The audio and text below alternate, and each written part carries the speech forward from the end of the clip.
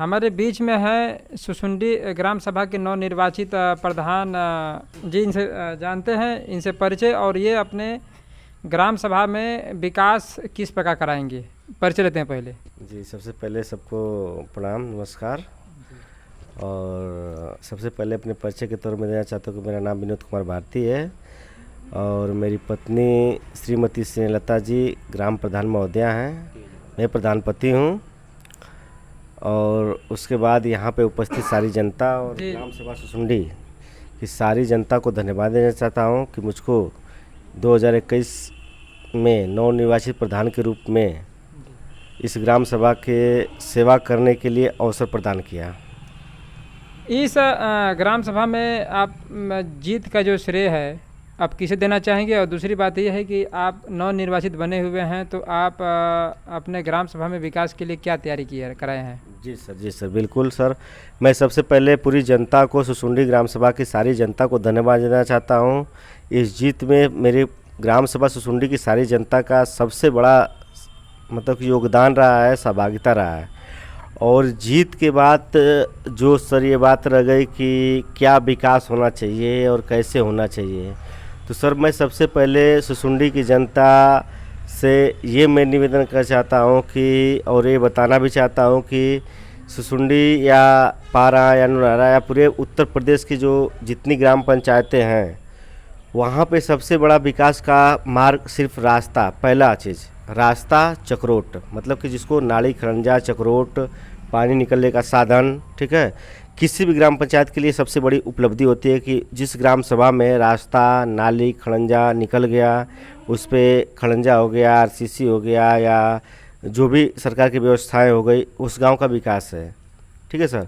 तो मैं अपने सुसुंडी ग्राम सभा के लिए सर्वप्रथम मैंने जो कार्य योजना स्टार्ट किया है, पहले अपने बस्ती से स्टार्ट किया, फिर अपने मेरे 4 मोहल्ले 5 मोहल्ले मेरे ग्राम सभा के, हर जगह मैंने जहाँ पे पानी जल जमा हो रहा है या लोगों को निकलने के लिए दिक्कत हो रहा है या हर एक अनेक प्रकार की समस्याओं से जूझना पड़ रहा है, मैंने उस पर एक्शन लिया है। चूँकि मेरे ग्राम सभा में मेरी चमटोलिया है, हम लोग एससी हरिजन बस्ती से, हरिजन जो बोलते हैं, लेकिन हम लोग चमार बिरादरी से बिलोंग करते हैं। सुरक्षित सीट थी यहाँ पे, हम लोग के यहाँ पानी निकलने का साधन नहीं है, ठीक है सर।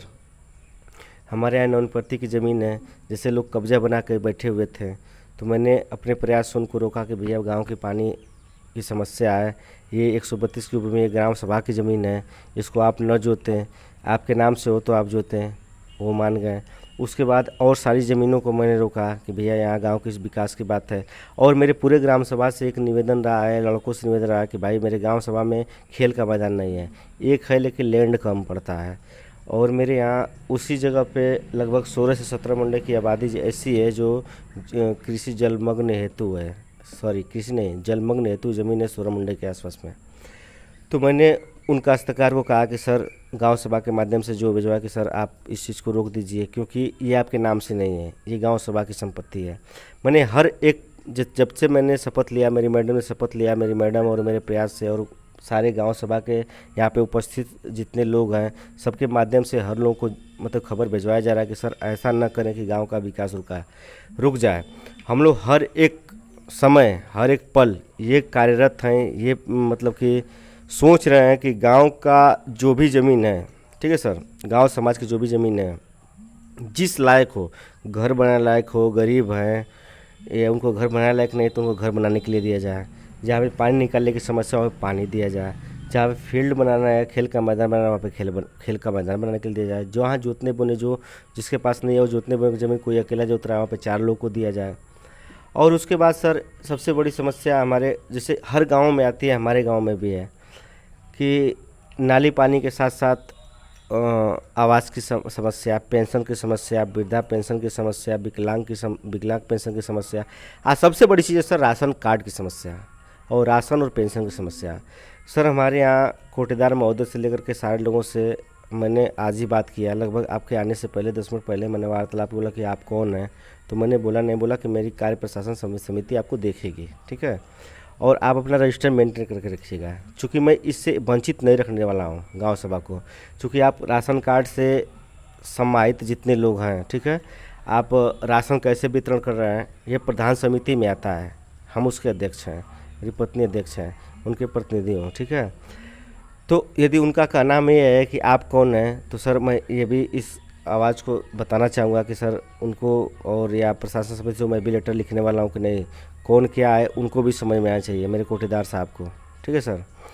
और यहाँ पे रह गया दूसरी कड़ी में सर, राशन या वृद्धा पेंशन, विधवा पेंशन या ये किसान सम्मान योजना, सर इस महीने में जुलाई के लास्ट तक मैंने, जैसे कि एंटी भू माफिया बाबा ने निकाला है, साहब योगी आदित्यनाथ ने निकाला है, उस माध्यम से उसी कड़ी में मैं गांव प्रशासन के माध्यम से एंटी भू माफिया के ऊपर कार्य कर रहा हूं कि जहां भी अवैध ज़मीनें हैं, 132 की भूमि अवैध ज़मीनें हैं, मैं 20 दिन में उसको खाली करवा के उसके बाद में एक वे में, मतलब हमको लगना है वृद्धा पेंशन पे तो लगना है, विधवा पेंशन पे लगना है तो लगना है, विकलांग पेंशन पे तो लगना है तो लगना है, एक बार में एक वे में 10 दिन समय लेंगे उसको ख़त्म।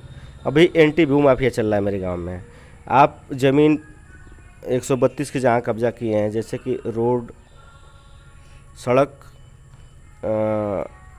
तालाब, पोखरा या खाल घर या बारात घर, जहाँ भी आप लोगों ने अतिक्रमण किया है, मेरी टीम, मेरा प्रधान, हम लोग सारे लोग पहले उसको इस जुलाई के लास्ट तक ख़त्म करवा लेंगे। उसके बाद हम लोग एक वे में वृद्धा पेंशन, विधवा पेंशन सारे लोग पे लगेंगे। कहीं ना कहीं आप जैसी सोच जो है हर प्रधान के पास रहना चाहिए, ताकि जो है आप अपने ग्राम सभा का विकास इसी प्रकार, इसी कड़ी में पूरा वो कर सकें। और कहीं ना कहीं आपकी तैयारी और अपने ग्राम सभा में हर योजनाओं को पहुंचाने की पूरी बात आपने सामने रखी है। नौजवान हैं, उनके लिए क्या कहना चाहेंगे आप?